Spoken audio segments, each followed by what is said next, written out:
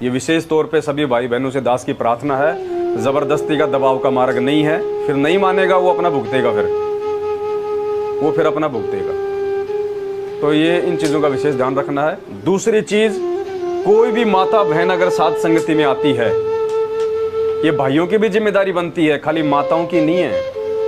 कोई भी माँ बहन अगर साथ संगति में आती है या कोई भाई अगर साथ संगति में है, तो माता बहनों की जिम्मेदारी बनती है। यदि उसने ऐसे कोई छोटे कपड़े, कोई टाइट कपड़े, या जिससे शरीर बहुत ज़्यादा दिखाई देता हो, ऐसे कपड़े जैसे कोई पेट दिख रहा है, कोई कमर दिख रही है, माता बहनें अपने यहाँ तक के ब्लाउज पहन के आ जाती हैं। गुरुजी गाल पे थप्पड़ मारते थे आश्रम में, जिसका यहाँ तक का भी होता था ब्लाउज वगैरह। बेटा यहाँ आने की आवश्यकता नहीं है, ये मदारियों का खड़ा नहीं है, ये संतों का आश्रम है। यहाँ आओ तो अपनी सभ्यता के साथ आओ, अपनी शालीनता के साथ आओ। किसी के ज़्यादा बाल वगैरह बड़े होते थे, कोई ज़्यादा हीरो बना होता था, विशेष कोई कटिंग रखता था, परमात्मा उसके पकड़ के बाल उसको हला के उसकी बाहर एंट्री कर दिया करते थे। भगत बनने आया है या फिर यहाँ पे सलमान खान बनने आया है। तो माता बहनों का यदि ऐसा कोई पहनाव आपस में भी माता बहनों को अगर दिखाई देता है, देखो मालिक ने बताया ढीले ढाले कपड़े पहनाओ, ज़्यादा चटकीले भड़कीले छोटे कपड़े ये पहनने की आवश्यकता नहीं है। परमात्मा ने इतनी अच्छी व्याख्या कर रखी है कि इस तरह का जो पहनाव होता था, जो दिखावा होता ना, ये पहले के समय में कोठे पे रहने वाली औरतें किया करती थी गैर पुरुषों को लुभाने के लिए। और उनके मार्ग में आने के बाद यदि ठीक है, जिसको ज्ञान नहीं है उसको तो ठीक है, लेकिन उसको समझाना भी तो हमारी जिम्मेदारी है ना। हम बताएंगे नहीं तो अपनी कमजोरियों को वो सुधारेंगे कैसे? तो देख के भी यदि हम चुप हैं तो उससे बड़े दोषी हम हैं जो हम चुप हैं, ये सोच के कि भाई कहीं वो बुरा मान जाएगा, वो बुरा मान जाएगी। अरे तेरी रिश्तेदार है क्या? तूने अपने बच्चे ब्याह रखे हैं क्या? और ब्याह रखे तो चाहे लाख बार नाराज हो जाए, भगवान के मार्ग में जो कहना वो कहना है। आप क्या बोलते हैं ये नाक नोक में पहनना है, गले में पहनना, अगर इनसे ही अगर हमारे शरीर की सुंदरता है तो भगवान कोई बावड़ा था क्या? माँ के पेट से पहना के ना भेज देता? तुमने तो उसकी रचना को बिगाड़ दिया नाक में छेद करवा के। क्या भगवान कोई बालक था, मूर्ख था? क्या भगवान ने कोई कमी छोड़ दी थी मानव के शरीर में? अगर आवश्यकता होती तो भगवान माँ के पेट में छेद करके नहीं भेज देता क्या?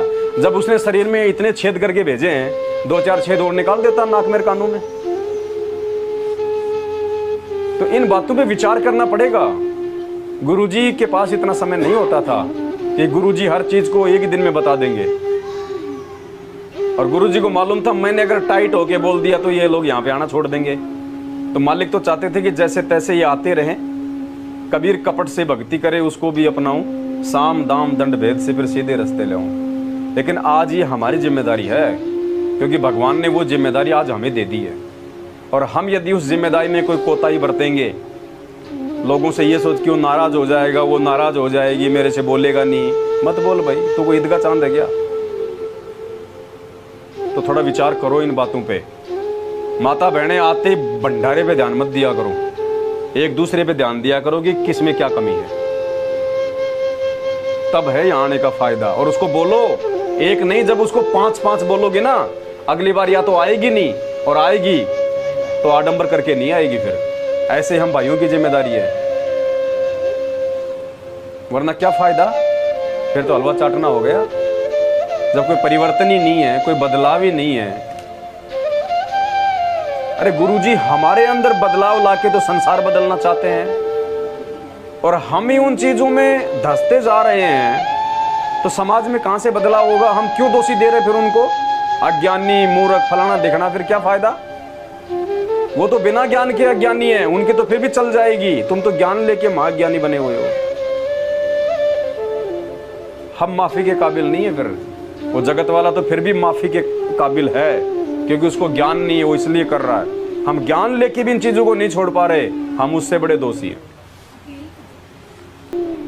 गुरु सेवा में फल सर्वस आवे, और कोई भक्ति कोई सेवा है ही नहीं। फिर जब गुरु की सेवा में फल सारे जो फल मिल रहे हैं, तो और कोई भगवान है कहाँ? फिर आवश्यकता क्या फिर हमें किसी और को पूजने की, मानने की? तो पहली बात तो इस भगवान को पहचानना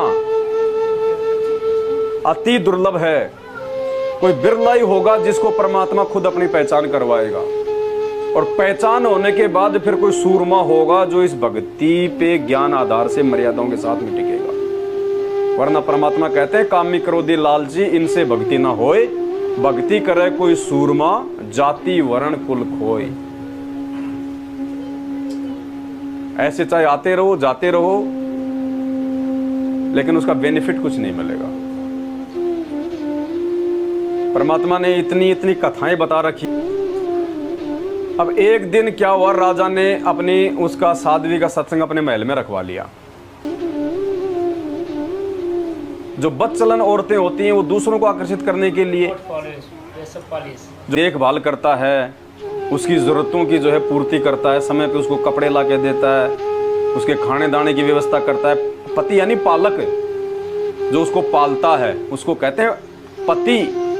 पति का मतलब ये नहीं कि जो अमल के बच्चे पैदा कर दिए सब और शादी हो गई। पति शब्द का मतलब है पालक।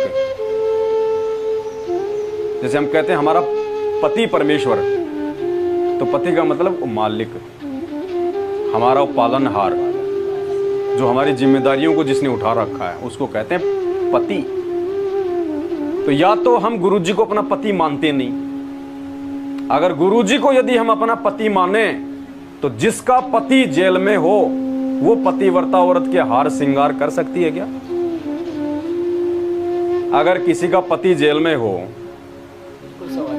वो औरत उसके पीछे से सजना धजना, ओठों को लाल करना, नए नए चटकीले भड़कीले कपड़े पहनना, सोना चांदी पहनना, ब्याह शादियों में जाना, हंसना नाचना गाना, फालतू की जो है बकवाद करना, वो कर सकती है क्या? अगर वो करेगी तो भी दूसरी औरतें कह देंगे ये बच्चलन औरत है, इसका पति जेल में, ये नकरी करते डल रही है। और ये तो उस पति से भी लाखों गुना बढ़ के है। ये पति परमात्मा हमारा सतगुरु रामपाल जी भगवान है, और ये आज जेल में बैठे हैं, तो हम पीछे से उसकी आत्माएं क्या कर रही हैं? हम उसकी पत्नियां हैं, हम उसकी पत्नियां हैं। जितने भी हम भगत भाई बहन हैं, हम क्या कर रहे हैं उनके पीछे से? ये अपना अपना आकलन स्वयं कर लेना चाहिए कि तुम पतिव्रता धर्म पे हो या तुम कहां पे हो।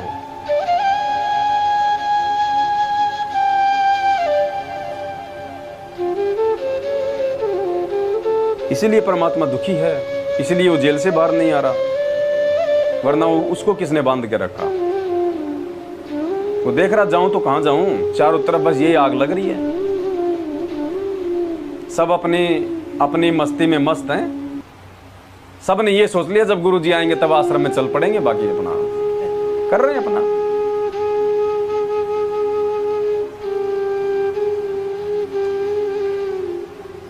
इसलिए